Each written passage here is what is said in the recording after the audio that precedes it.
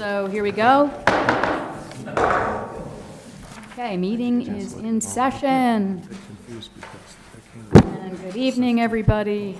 Good to see a crowd here, and all the council members, and Jane, who I feel like I haven't seen in a couple months, so good to see you, I Jane. feel like it's been that long, but it really feels like I'm here every week. Okay, on the draft agenda, I just wanted to make a couple remarks before we dive in. You saw maybe the Bugle article that I wrote, letter from the mayor. If you hadn't, I'm just going to kind of repeat high level that we are going to have a very busy spring season, and it will be involving the SRTS sidewalk construction, the street repaving, which we'll hear more about, the stormwater management for at least one area of town. The elections, of course, are coming up in May, and then we have the FY20 budget workshop coming. So lots going on in the next few months, actually. And with that, ready to go with approval of the agenda? Any changes to the agenda? We're still working off the one in the packet, right? There's not a new one or anything. I'm sorry? Is there a new one that came out, or is it just the one in the packet? Okay. Okay. No change. Okay, everybody okay with it? All right, we are approving the agenda. Okay. Are there any presentations by residents tonight? This is the time to come up. Anybody? Okay, what you do is you come up to the mic. Dan will hand you the mic. Just tell us your name and where you live or with whom you are affiliated. We're going to keep it brief, everybody. Good afternoon. I'm Charles Harris with Patio Enclosures, and I'm representing the Chin Mayors, Rulon and Heather. And we're asking for a variance on their existing porch, which they want enclosed with glass. And so that is why we're here. And they have one of their neighbors also. Okay, great, thank you. Would you just tell me your last name? Harris, Harris. And you're with? I'm with Patio Enclosures. Great. Got it, okay, thanks, Good. Charles. Okay, that's good, thank you. Are there any other presentations by residents tonight? Okay, thank you, everybody. We're going to go to approval of minutes to the council.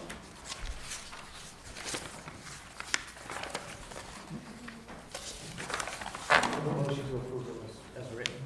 Okay. I'll second that. Is there a second? Okay. All approve? I did. Was that Aye. aye? Yeah? Aye. Okay. So approved. Thanks, everybody.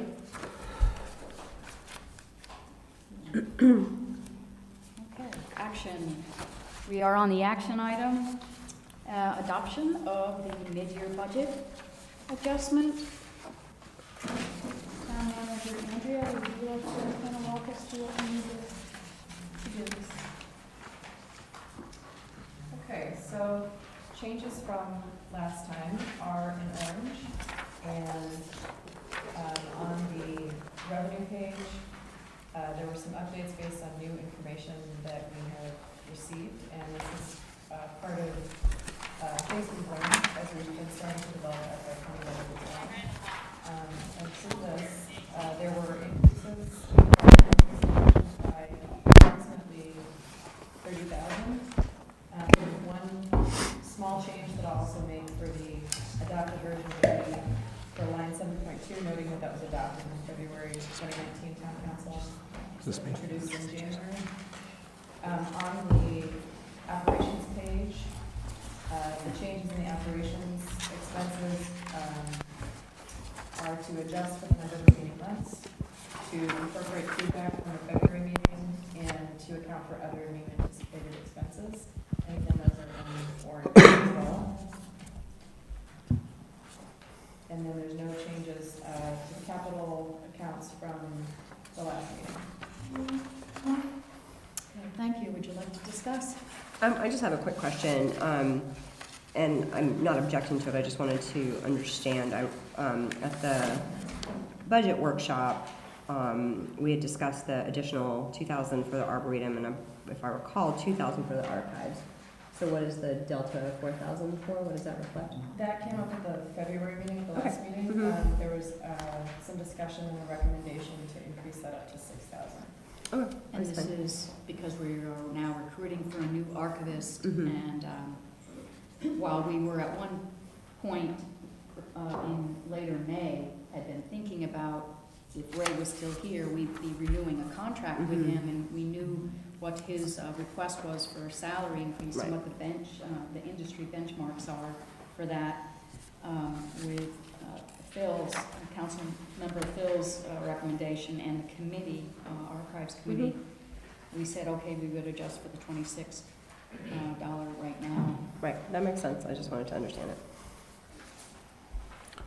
I have a question about the 2020 budget that's upcoming, so I could either ask it now, or if it's more appropriate, I could hold it till the town manager's report. Which do you prefer? We could also do it right as we're done with discussing this. That makes Okay. Because this sense. is the ordinance. Yeah, that's why I ask. And yeah, don't want to peanut butter and chocolate. Sounds good, then. Any other questions? Anybody?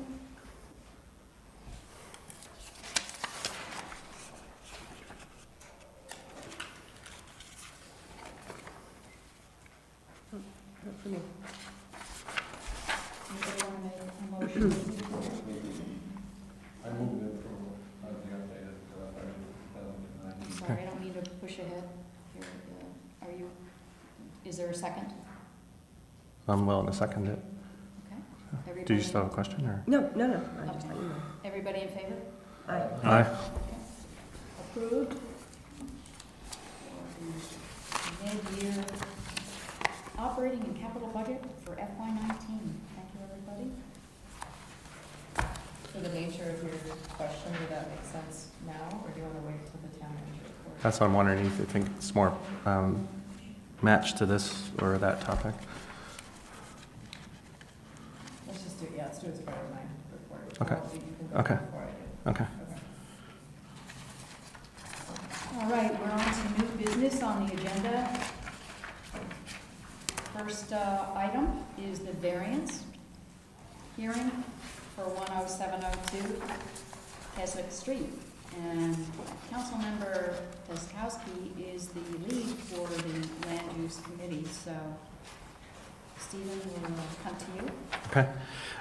Happy to talk about the facts of it, but I believe, George, you wanted to talk about it, or did I misunderstand? Okay, just answer questions. Okay, so basically what we have is a house that was, I'm not sure when exactly it was built, but an addition was built recently that at the existing house sits in front of the Garrett Park setback, and new construction is generally not allowed in front of that setback. So this house purposely built the second floor back to that, starting at that setback, and had an open porch, which was allowed at the time because there's a clause in the Garrett Park town ordinance to do an open porch in front of that setback, but not anything that's an enclosed construction or an enclosed room. And the same basic premise applies for the front and the sides.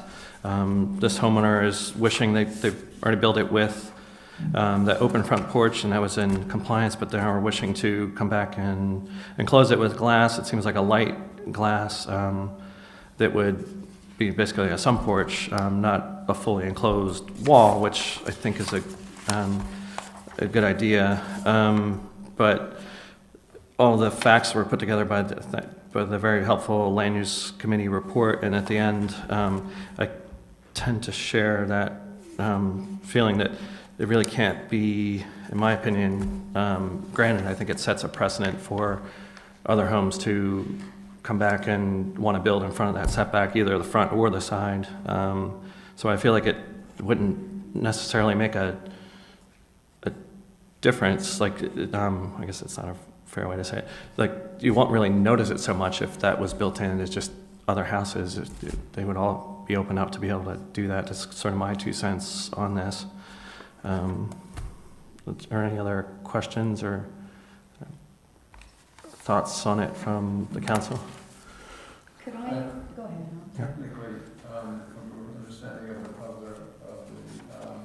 terms used, what distinguishes an open from an enclosed porch?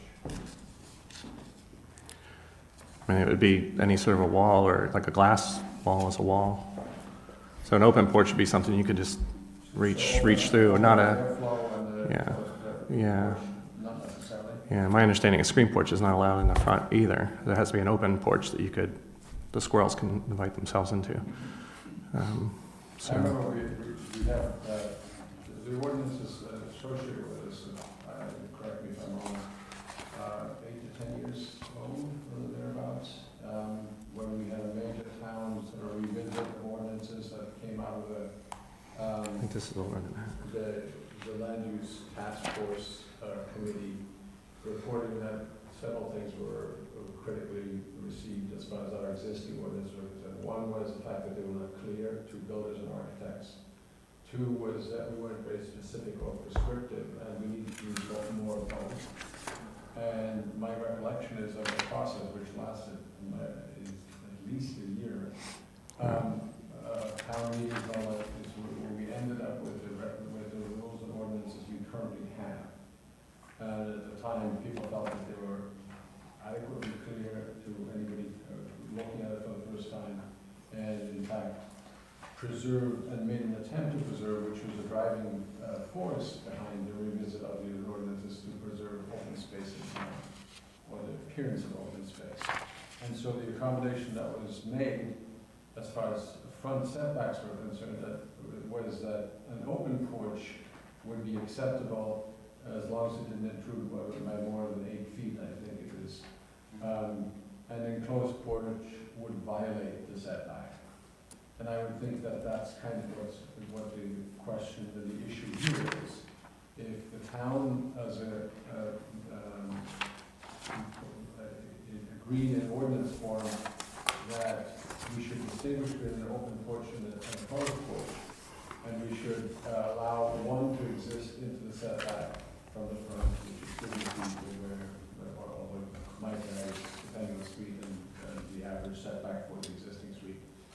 And that we could allow an open porch, and it's my recollection, although I don't have looked at it, that the permission granted to this applicant for building what exists today was to accommodate that new interpretation of the ordinance.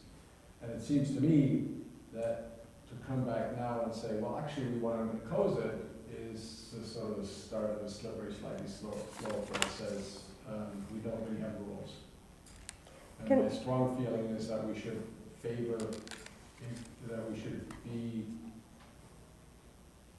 we as a council are, in effect, sitting in judgment for the rules that we have, which is a hard thing to do, especially if it's our neighbors who want to do something that we otherwise might agree with. But if the rules, as stated by the community as a consequence of long hearings and extended hearings, say this is the rule, then I think we all should apply they should apply to all of us. And so my sense is that in this case, I don't see the justification under the terms that the conditions that under which variances are considered, that this meets the test. Is that generally what you're understanding? I think that was a fair synopsis. Yeah. But I will add that the Land Use Advisory Committee, in looking at any variance action, takes the position that we read the letter of the ordinance. Yes. And what we try to evaluate is, are there grounds for a variance here? And if this application meets grounds for a variance here. But we don't generally advocate for in favor of variances. You Sorry, are just- George? George, yeah. George, hi. Hi. I'm sorry, next time, let's use the microphone because it'd be great for the sound to to hear you better. Thank you. Can I ask George a question? George, you want to come to the mic? And I have a feeling Charlie or Charles might want to come up to the mic at your leisure. And some of this is I'm just not familiar with the process, so just ask how. So you write the report, but then you said, but generally it concludes with not supporting the variance? The ordinance is very clear. The ordinance is very clear on requirements for setbacks, for lot coverage, for FAR. And when we're reviewing an application, what we generally try to do is work with an applicant to help them meet what they would like to accomplish within the ordinance. When that doesn't work, they have the opportunity under the ordinance to have the council review it as a variance action. In that case, we review that application for variance and we make a recommendation on it. Because of the way the ordinance is written and what we review, we almost exclusively, in one case only, have we never recommended denial of a permit. We, in fact, had no recommendation for action. And that was in the case where some members of our committee determined that it was actually in the best interest of the town to consider the variance. It was a council, really a decision better made by the council. What we try to do in our reports and our recommendation to the council is give a fair synopsis of where we see the issues to be. This is a case where there's 250 square feet of porch area that's currently on the wrong side of the front setback variance. Side setbacks are okay, rear setbacks are okay, FAR is okay, lot coverage is okay. This is a front setback issue. Again, looking at it in our report, say that, well, by the reading of the ordinance, this does not, this is against the restrictions of the ordinance. There were some mitigating circumstances that I mentioned. This is a second floor porch, and first floor porch has kind of a social manners component in that people generally walk up to it. So it's openness. When you enclose a first level porch, in my architectural opinion, and it's opinion, it's less imposing than if you enclose an upper level porch. So we wanted to bear that out. It's also a situation where, and we've experienced this several times, a front setback that is closer to the street than 30 feet may be grandfathered because buildings are put, in some cases even less than 25 feet close to the street. When a homeowner wants to do an addition, they have a new front setback, which will have, in this case, a first floor setback forward, a second setback further back. It's a tough architectural issue to deal with. In this case, the architect, I'm sorry, I don't know the architect's name of the 2010 edition. Doug Mader. It was Doug Mader, okay. And Doug should know, he grew up right next to the house. So he made that transition by making use of the front porch provision that lets you go out 8 feet in front of the setback. So you essentially have a second floor porch that's bridging the distance between a second floor addition that had a further setback and an existing first floor. So in this case, the desire is, well, we'd like to enclose that space now. Tough from a design standpoint to say, well, let's work with you to try to make this within the ordinance, because the only way you could do that is basically to enclose 3 feet of the front of the porch closest to the house and leave 5 feet open. And so that's not going to work for where it is. The only other opportunity would be to build a porch, an enclosed porch on the back of the house, which is an entirely different issue, and one I think the homeowner in this case wasn't prepared to investigate. And if the windows in the front of this porch were movable, does that then qualify as a like not an enclosure? As Stephen said, any enclosure, screen glass, it's an enclosure of a porch. A porch is an open-air structure. It has a roof, it has a floor, it's uninsulated, it have a railing, balustrades, whatnot, to for safety purposes, but it's open. So if you obstruct that in any way, you're now. It's enclosed. I was just looking to see if there's some path there. Right. Okay, and then just one other question, so, or maybe two. As I was reading through this, it seemed like, yes, there's unusual topography, like, I felt like there were like, yes, it met this condition, yes, it met this condition, so to the layman, but then it got to the end and said, it doesn't, and that's solely because you're not passing judgment on how it looks, or the fact that the neighbors support it, you're just solely saying the math and the ordinance is crystal clear, regardless of these other things. Right.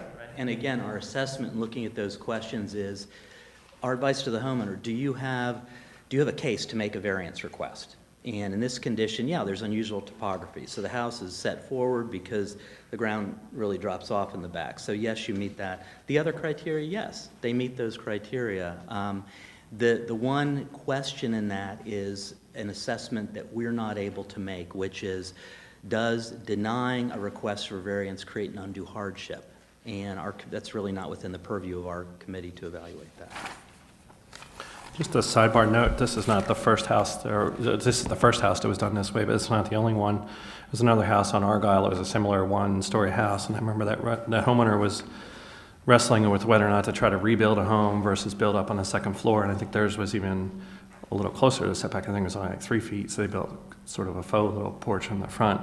But they used this house as an example for theirs, because they really, in the end, they wanted to leverage the value of the existing construction versus bearing the cost of doing a whole new house. It's sort of the metrics you go through when you buy a house and consider adding on to it. The addition could have been done a different way back then. That could have allowed for potentially for a porch in a different way. Now, if really the want is an enclosed porch. Obviously, if this house was 5 feet back or even 3 feet back from where it is, we wouldn't even be having this discussion because you just fill it in. It probably would have never been built with that front porch, but just some sidebar thoughts on it. Question, you said does not conform to section 4 of the Garrett Park ordinance. What is section 4? I don't It's the remember. general, it's everything that deals with building in the ordinance. Historic preservation and land use, I don't know, it's a section, a chapter, okay. the whole thing. It's inclusive of 401, 402, and 403. Okay. So I noticed also number 6 on first few pages here of the variance document request. The question is asked, will approval of the variance be in harmony with the general purposes of the ordinance and not contrary to public interest? And the answer is yes, which is why they're able to actually even come forward to request the variance. That's perhaps the most subjective of the questions. And when our committee looks at that question, generally what would trip that to a no would have more to do with lot coverage in FAR. Is it, put it in very broad terms, the spirit of the ordinance is to protect against McMansion construction generally. And so when we look at this, I think our determination was this is an existing structure that has a profile, it has a silhouette against the sky, it's got a massing that's already established. The enclosure of that with the type of product they want to do, it's going to visually, in certain times of day, seem more open because it takes away the balustrades, which are a little bit more opaque, and it's glass. So it'll seem open in certain times of day. In other times of day where the glass is reflecting, it's going to basically mirror what's opposite it, and that's a lot of trees. So it's going to look like a bunch of trees during the day. So we didn't see the addition of the enclosure as having an impact that was specifically contrary to the ordinance.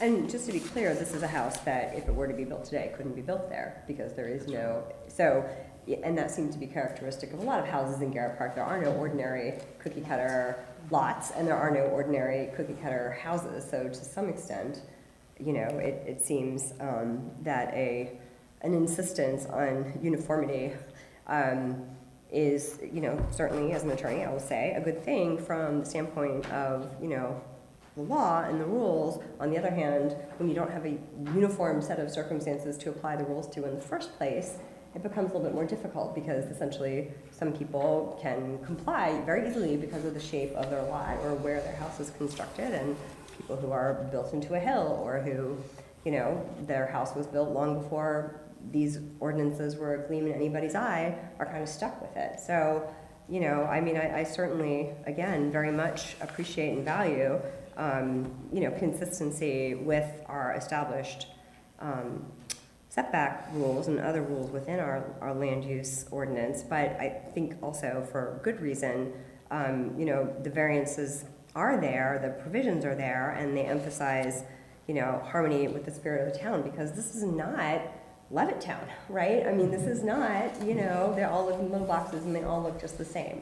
So I think it's very challenging in this situation just to say, you know, denied, because, you know, it's hard to think of whose house is always going to be in the ideal situation.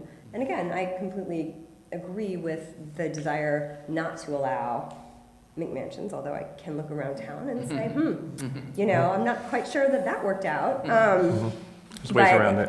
What's that? There are ways around it. Well, If you get a bigger lot. again, you know, Yeah. right, exactly. So, you know, I think it's important, and I'm, you know, not ready to make a decision on this particular one, because I do think the most important thing is to hear about the hardship, because that is the subjective part, and that is where, you know, the landowner's perspective comes in, and we haven't had the opportunity to hear that yet. But, you know, don't want to go down any sort of slippery slope, but we have very carefully, in the time that I've been on the council, you know, looked at variances that we've approved, again, because we have very unique and, you know, hard to pigeonhole properties in Garrett Park, like we have next door, that I think they did a very nice job on.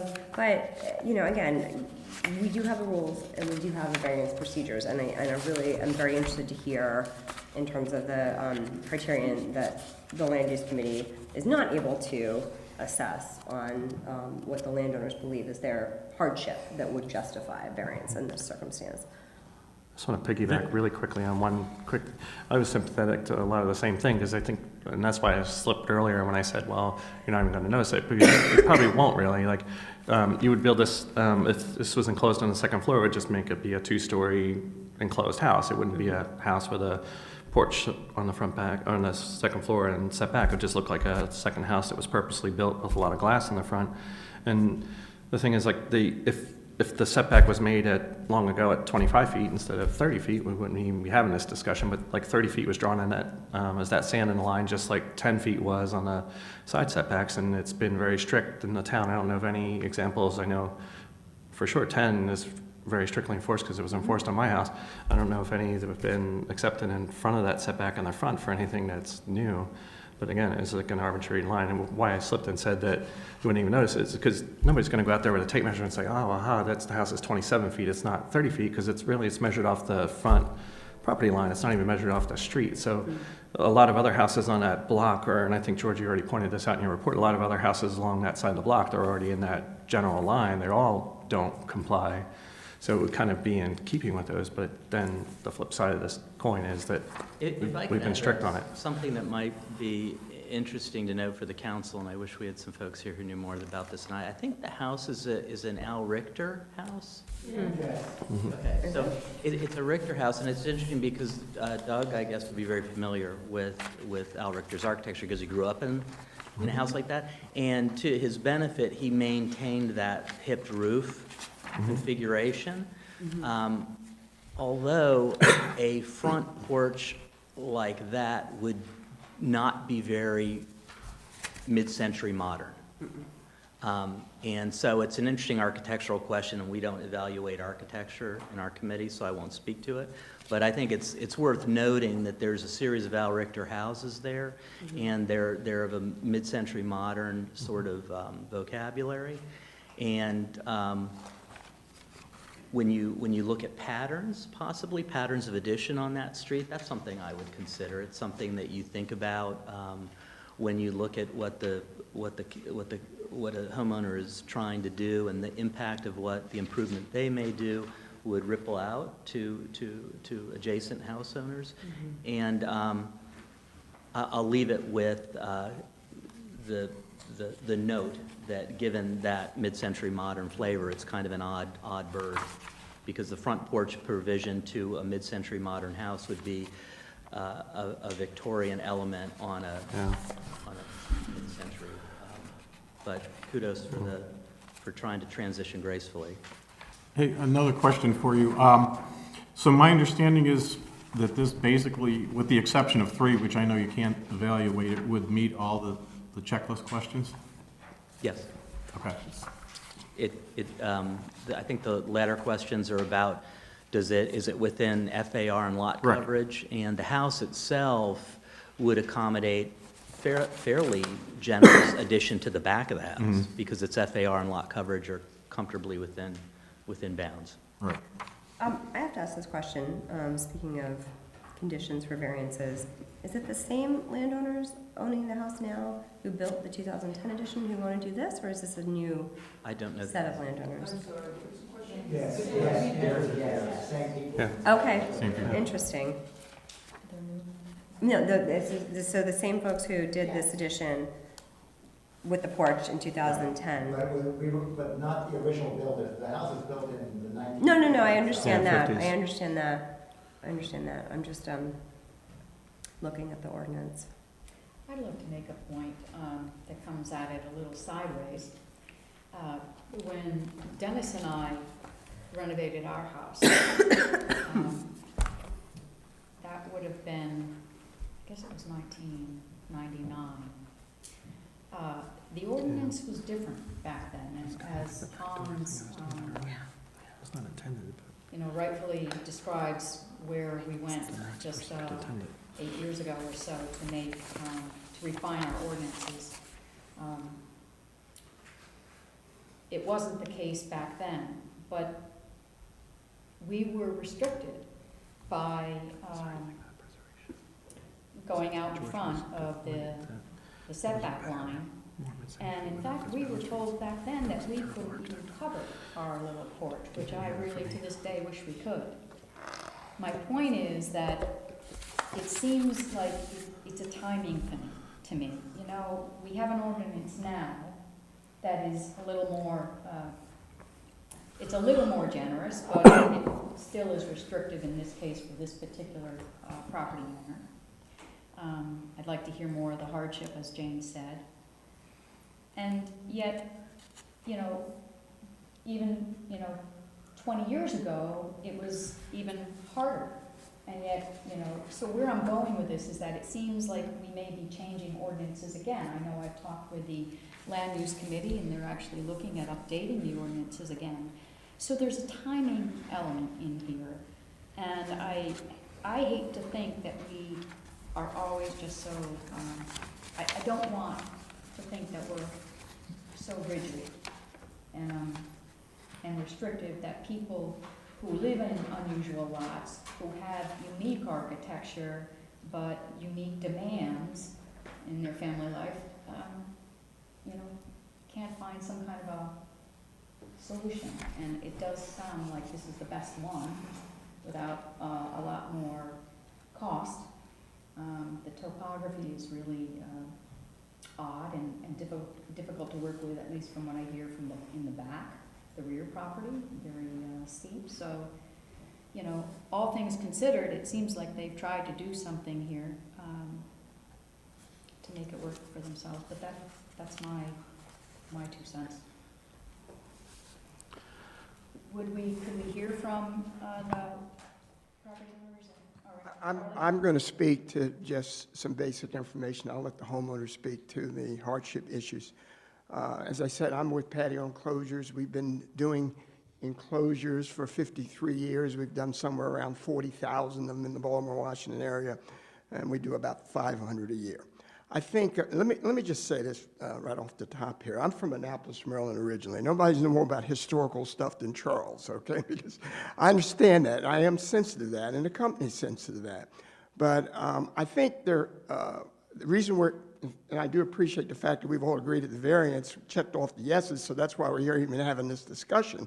And I do appreciate your comments about the rigidness of this. It's like anything else in life. I'm 72 years old, and I can see over my lifetime things have changed immensely.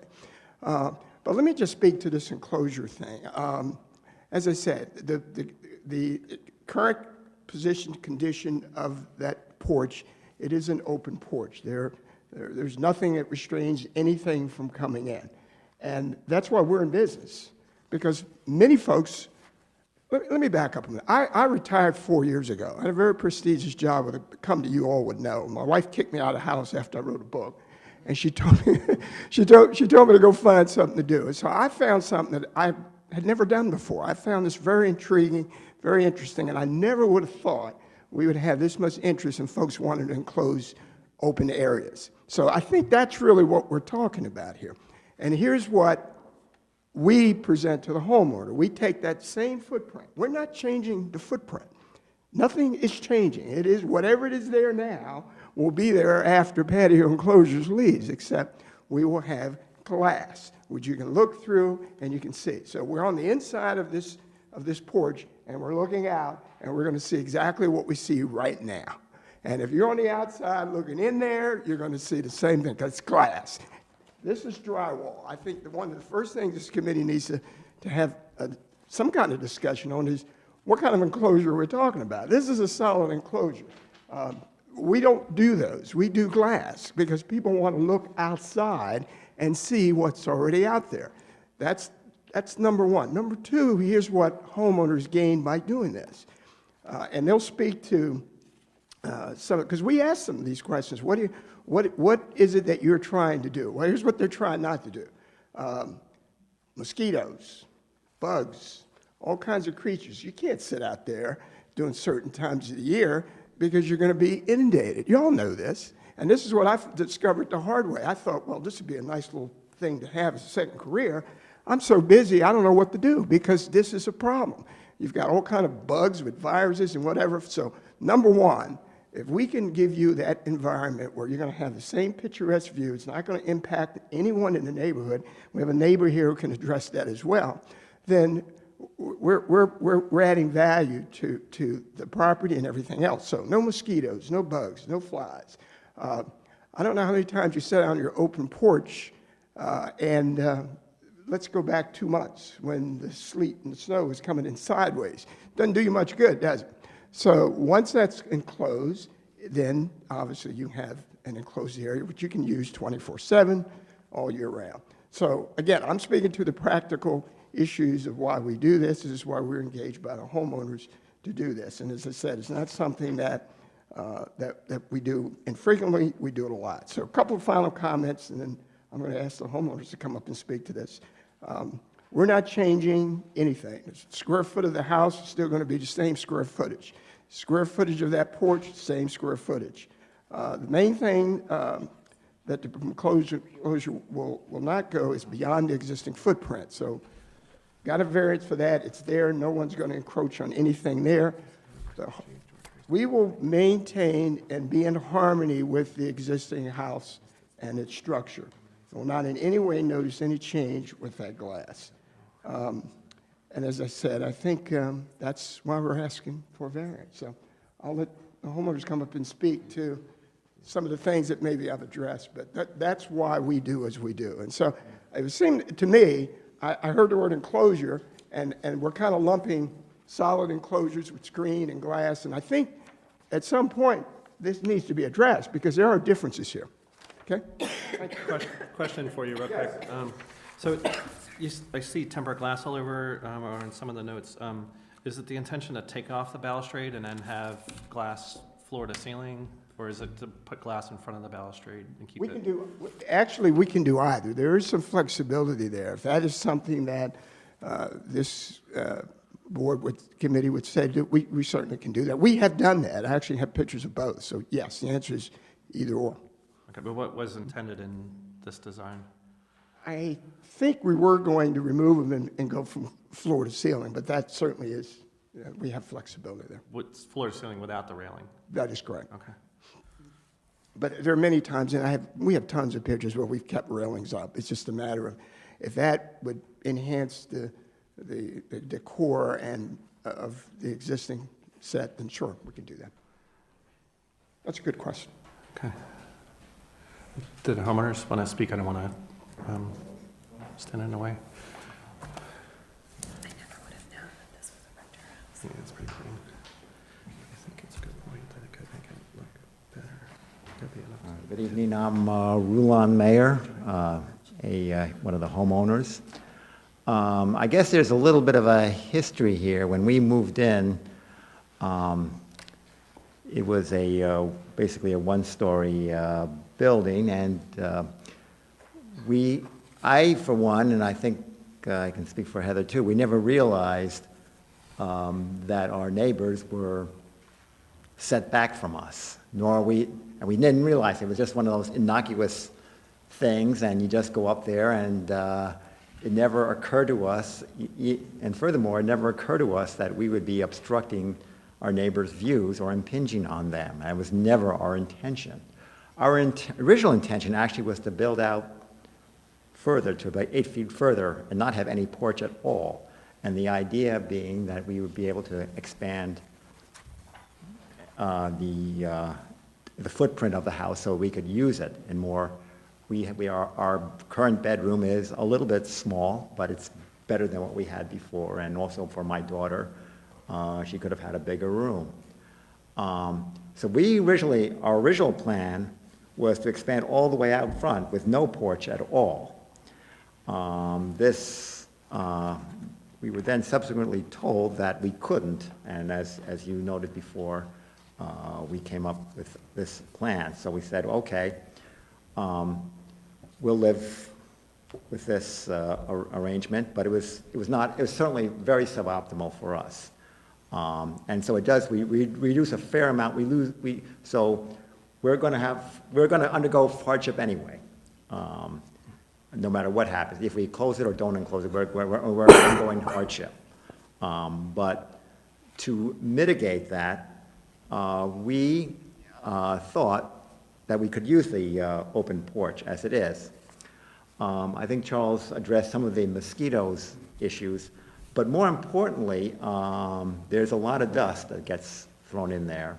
And so we have couches up there that continually get, that it's incredibly dusty and dirty up there, and it's very difficult to maintain and keep it clean. When you have an enclosed porch, you can keep it clean and really use it. We've tried to do various things, like my wife has tried to accommodate things like building a little greenhouse up there. But again, because it's enclosed, you can't really grow anything in there.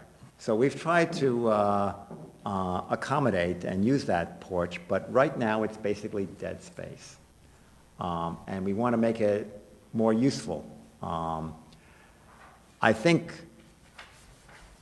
as I said, our intention was not to obscure our neighbors' views or anything like that, and I think we'd have a neighbor here who can verify that we're not disturbing their views. I mean, it's, most of the two other houses are basically one level, and so if you actually go there, it's really not an issue at all. As I said, this is a little bit of a issue of grandfathering. People mentioned that other houses were put in there, were more closely set to the street, and people were able to accommodate them. We had no idea. It was not our direction to put our house in front.